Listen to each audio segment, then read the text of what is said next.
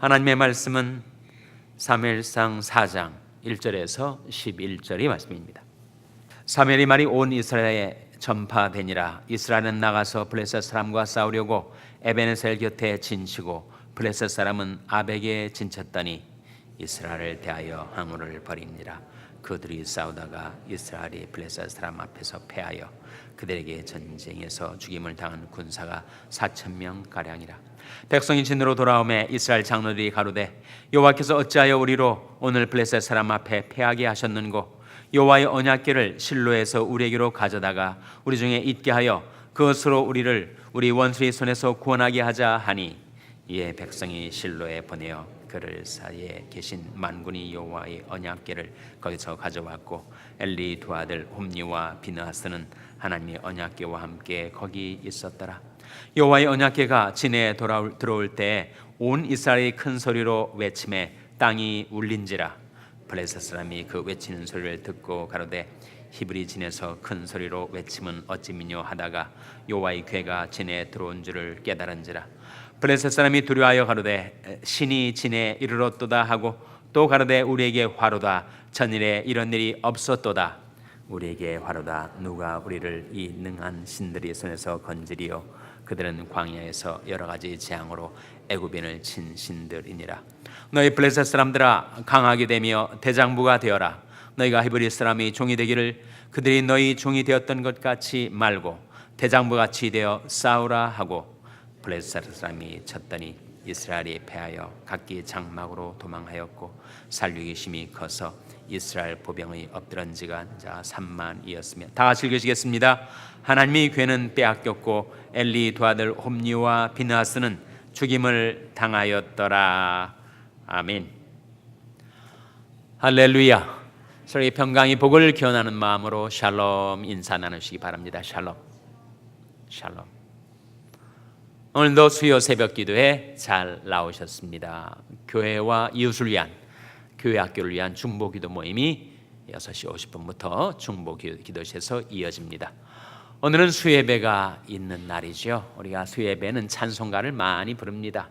찬송을 부르시기를 즐겨하시는 분들, 또 찬송을 통해서 하나님께 기도하기를 원하시는 분들은 수예배에 나오시기 바랍니다. 참 우리의 기도가 쉽질 않아서 우리가 속으로만 기도하고 조용히 기도하다 보면 나도 모르게 생각이 산란해지고 기도가 집중이 안 되는데, 그 기도를 잘 할 수 있는 좋은 방법이 입술을 통하여 소리를 내어 기도하는 것입니다. 그런데 그것이 바로 찬송이란 말이죠. 찬송은 곡조 있는 기도입니다. 우리가 찬송을 부르다 보면 우리가 한 마음과 한 뜻이 되어서 하나님 앞에 기도할 수가 있습니다. 수예배 때 최소한 찬송가 6곡을 부르니까 여러분 수예배 나오셔서 찬송을 통해서 하나님께 영광 돌리고 찬송으로 여러분의 마음, 여러분의 소원을 하나님께 아뢰시는 기도를 드리시기를 바랍니다. 오늘 본 말씀에 보시면 이스라엘과 블레셋 사이에 2차에 걸친 전쟁이 일어나서 첫 번째 전쟁에서 이스라엘이 패배를 해서 군사가 몇 명이 죽었다고요? 4,000명가량이 죽었어요. 재차 접전이 이루어져서 전쟁이 붙었는데 두 번째 전쟁에서는 이스라엘이 몇 명이 죽었다고요? 3만 명이. 엄청난 패배입니다. 4,000명이 죽고 3만 명이 죽고. 이 첫 번째 전쟁이 일어났을 때 이스라엘 장로들은 지도자들을 가리키는데, 이스라엘 장로들이 이 전쟁에서 우리가 승리할 수 있는 묘책이 있다 해서 묘책을 강구한 것이 뭘 가지고 들어오는 거예요? 언약궤를 가지고 들어오는 것입니다. 3절 말씀 같이 읽겠습니다. 시작. 백성이 진으로 돌아오매 이스라엘 장로들이 가로되 여호와께서 어찌하여 우리로 오늘 블레셋 사람 앞에 패하게 하셨는고 여호와의 언약궤를 실로에서 우리에게로 가져다가 우리 중에 있게 하여 그것으로 우리를 우리 원수의 손에서 구원하게 하자 하니. 여호와의 언약궤를 실로에는 성막이 있었는데 성막 안에 언약궤가 있었죠. 그런데 그 실로에 있던 언약궤를 이 전장 가운데로 전쟁터로 가지고 오자. 그렇다면 바로 그 언약궤의 능력 때문에 우리가 블레셋과의 싸움에서 승리할 것이다. 그래서 언약궤를 가지고 들어왔는데 오히려 그것이 더 큰 화근이 돼서 그들이 전쟁에서 더 큰 패배를 하고 언약궤는 어떻게 됐어요? 언약궤는 빼앗겼습니다. 그리고 제사장들은 어떻게 되었습니까? 그 전쟁의 와중에서 죽임을 당합니다. 11절 말씀이죠. 같이 읽겠습니다. 11절 말씀 시작. 하나님의 궤는 빼앗겼고 엘리 두 아들 홈니와 비느하스는 죽임을 당하였더라. 어떻게 이런 일이 있을 수 있을까? 이스라엘의 기대가 산산이 깨어지게 되는 언약궤가 그들과 함께 있었는데 왜 그들이 전쟁에서 더 엄청난 패배를 당하고 마는 것인가? 그들의 생각이 거의 미신에 가까웠습니다. 언약궤가 있으면 자동적으로 우리는 승리를 거두게 될 걸로 생각을 했다는 거예요. 마치 언약궤가 마술계처럼 신비하고 희한한 초자연적인 능력을 자기에게 주어서 블레셋과의 싸움에서 승리할 것으로 생각했던 그들의 기대가 환멸이 된 거죠. 완전히 산산이 기대가 깨어지고 만 것입니다. 왜 그렇게 되었을까요?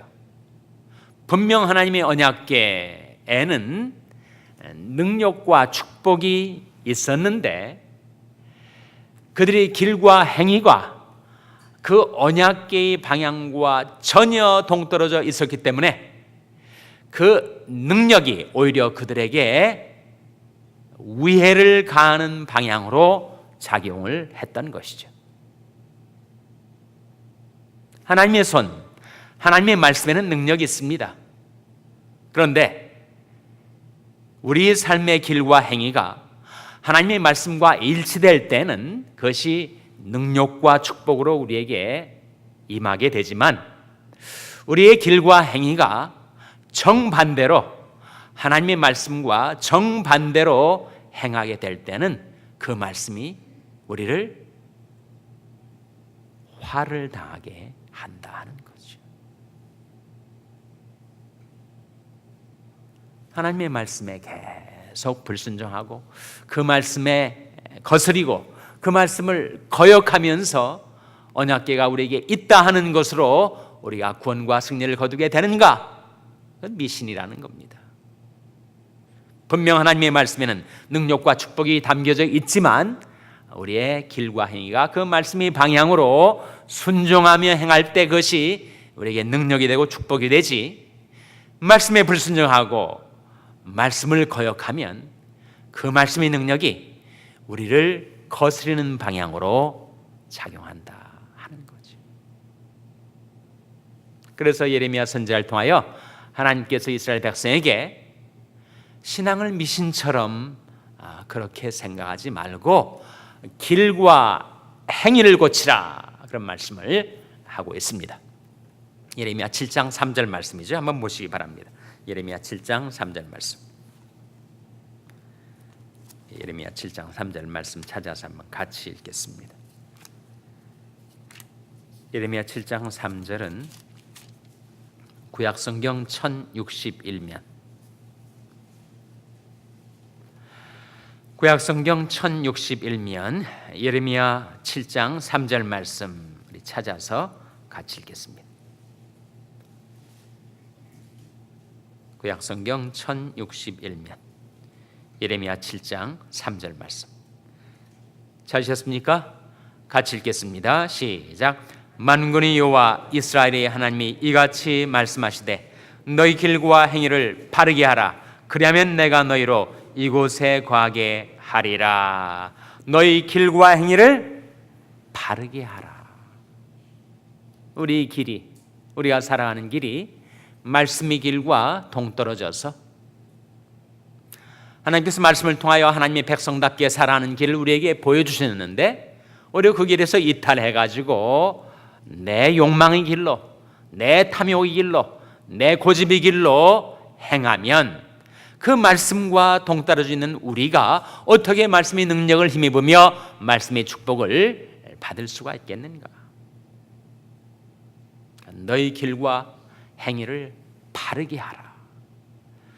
그러면 정말 말씀이 능력으로 우리에게 임하여 우리를 위하여 그 능력을 나타내고 그리고 하나님의 말씀 속에 담겨진 축복이 우리에게 임하게 되겠지만 우리 길과 행위가 말씀의 길과 전혀 다르게 죄의 길로 행할 때는 오히려 그 말씀이 나를 거스리고 그리고 나를 가로막고 나를 징벌하는 방향으로 작용하게 된다.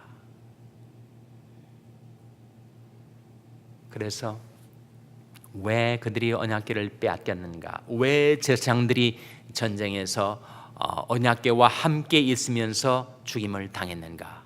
그래서 그들이 길과 행위가 하나님의 말씀과 정반대되는 방향으로 작용했기 때문이었습니다. 구약 성경에 두 가지 전통이 있어요. 두 가지 트래디션, 흐름이 있습니다. 하나는 제사장 전통, 다른 하나는 선지자 전통이에요. 예언자라고도 하죠. 제사장들은 종교 의식을 중시합니다. 성전을 중시하고 제사 바치는 것을 중시하고 종교 의식을 중시하면서 종교 의식을 잘 치르면 저절로 자동적으로 하나님의 축복과 승리가 자기에게 임할 것으로 생각을 했어요. 오늘 본 말씀은 전혀 그렇지 않다. 그들이 언약궤가 있었고 그리고 제사장들이 있었지만 그들은 결국 전쟁에서 패배를 하고 하나님의 언약궤는 빼앗기고 제사장들은 죽임을 당하고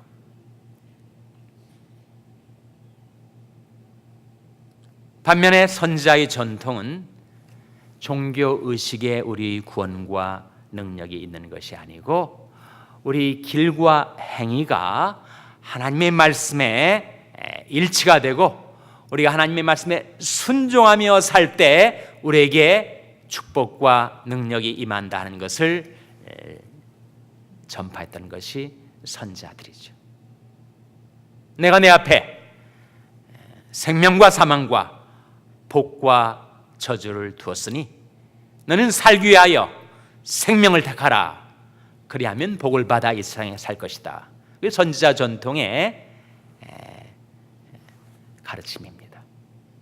그래서 구약 성경에는 이 두 트래디션이 계속 긴장과 갈등과 또 때로는 일치를 이루면서 그렇게 흘러가요. 지금 이스라엘 민족이 지도자들이나 백성들이나 그들의 길과 행위는 전혀 말씀과 동떨어져 있으면서 종교의식을 통해서 구원과 승리를 확보하려 했지만 그것이 완전한 환멸로 패배로 끝나고만 사건을 우리에게 보여주고 있습니다. 하나님의 말씀인 성경책을 우리가 가지고 있는데 우리 집에도 있고 자동차에도 있고 사업장에도 있고 성경책 있는 것만으로 우리에게 축복과 능력이 자동적으로 보장이 되는가? 그렇지 않습니다. 성경책은 가지고 있지만 그러나 내 길과 행위는 하나님의 말씀의 길과 너무 동떨어져 있을 때 그때 어떻게 하나님의 말씀이 우리에게 능력과 축복을 가져다 주는 방향으로 작용하겠는가? 오히려 그 말씀의 능력이 나의 길을 가로막고 나를 낮추고 나를 침체한다면 그렇다면 정말 그것은 심각한 문제가 아니겠습니까? 그러니 성경책을 가지고 있고 스마트폰을 가지고 있고 성경 앱을 가지고 있는 것으로 우리가 하나님의 말씀의 능력과 축복을 받게 되는 것이 아니고 우리가 그 말씀을 묵상하고 순종할 때 만일 내 길과 행위가 말씀의 길에 너무 동떨어져 있을 때는 우리가 깨닫고 회개하고 그 말씀을 믿음으로 받아들이고 순종하며 살 때 회개와 믿음과 순종이 우리 삶 속에 하나님의 말씀의 능력, 말씀의 축복을 임하게 한다 하는 진리죠. 그것이 선지자들이 선포하고 증거했었던 진리입니다. 예레미야 선지자를 통하여 이스라엘 민족에게 하신 말씀, 너희 길과 행위를 바르게 하라. 이 사건을 통하여 이스라엘 백성이 종교 의식을 신뢰하고 우리에겐 당연히 자동적으로 언약궤가 있으니 승리는 보장된 것이다 라고 하는 그들의 기대가 산산이 끼어졌던 이 사건을 통하여 그렇구나, 분명히 말씀에는, 분명히 언약궤에는, 분명히 성경책에는 하나님의 능력과 축복이 들어있는데 그것이 나를 위하여 작용하는 방향으로 살아가려면 내 길과 행위가 하나님의 말씀의 길과 일치하게 될 때, 그리하지 못하고 살았다면 회개하고 믿고 순종할 때 말씀의 묵상과 순종을 통하여 하나님의 말씀의 능력과 축복이 여러분의 삶 속에 임하는 새를 살아가게 되시기를 주님의 이름으로 축원합니다. 기도하시겠습니다. 오늘 말씀 기억하며 하나님, 저희들이 하나님의 말씀 따라 행하며 살게 하여 주시옵소서. 기도하시기 바랍니다. 우리 자녀들 위해서 기도할 때 하나님, 저희 자녀들에게 하나님의 말씀을 깨닫게 해주시고 그들이 말씀의 길로 행하여 하나님의 능력과 축복이 저희 자녀들에게 임하게 하여 주시옵소서 위하여 기도하시기 바랍니다. 병상에 연약한 지체들을 위해서 기도할 때 하나님, 저희 연약한 지체들이 하나님 앞에 회개하고 믿고 순종하며 살 때 말씀의 능력, 치료의 능력이 임하여 고쳐주시고 회복시켜 주시옵소서 위하여 기도해 주시기 바랍니다. 우리 샬롬 교회를 위해서 기도할 때 하나님, 저희들이 길과 행위를 돌이켜 바르게 하여 말씀의 길로 순종하며 살겠사오니 하나님, 저희들에게 능력을 주시고 저희들에게 축복을 베풀어 주시옵소서. 교회를 위해서 기도해 주시기 바랍니다. 여러분의 생업을 위해서 기도하시고 중국의 박유한 선교사님을 위해서 기도해 주시기 바랍니다. 하나님, 새해의 소원, 새해의 기도를 아뢰오니 받아 주시옵소서. 저희들을 성령으로 충만케 하여 주시옵소서. 이런 제목들로 우리 합심해서 기도하겠습니다.